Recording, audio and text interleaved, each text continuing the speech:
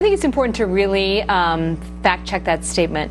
It's technically correct that the White House and the president don't order surveillance of U.S. citizens, but it would happen through their FBI and their Justice Department. So if there was a surveillance order, it would happen on Mr. Obama's watch. Second, the claim that they never interfered in a federal investigation, I would argue that's patently false, because throughout the Clinton email campaign, what we saw from Mr. Obama were multiple public statements where he seemed to put his hand on the scales of justice, and he minimized the mishandling of classified information. He called it careless.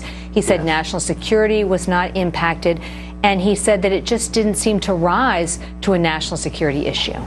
Well, those seem like editorials in favor of one side, right. Of course. So a lot is kind of hanging out there, and we're wondering what this is about. Can we expect more detail from the White House about what they believe happened? I think they're going to wait for the committees to do their investigation specifically on this issue of whether there was an abuse of power.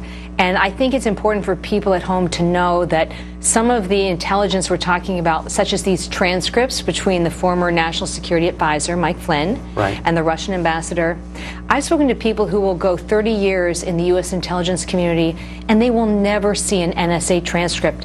That's because it's so closely held. So this was information at the senior-most levels of the intelligence community that was leaked for, I would say, partisan purposes. It sure seemed that way. So just to be clear, these are not just floating around. No, they're not floating around. And think about it like you're doing a story for television. You have all sorts of raw notes. Yes. You don't publish the raw notes. You just publish the finished product. That's how this works. The raw notes are the transcripts. The finished product is what is sent out to other agencies or Congress and the executive branch. So it's only a very small pool of people who have that raw information. And in this case, the transcripts, and the fact that that was leaked to reporters, I mean, that's sort of a threshold we haven't crossed before. Yeah, and it kind of went without a lot of comment, weirdly. Catherine, thank you.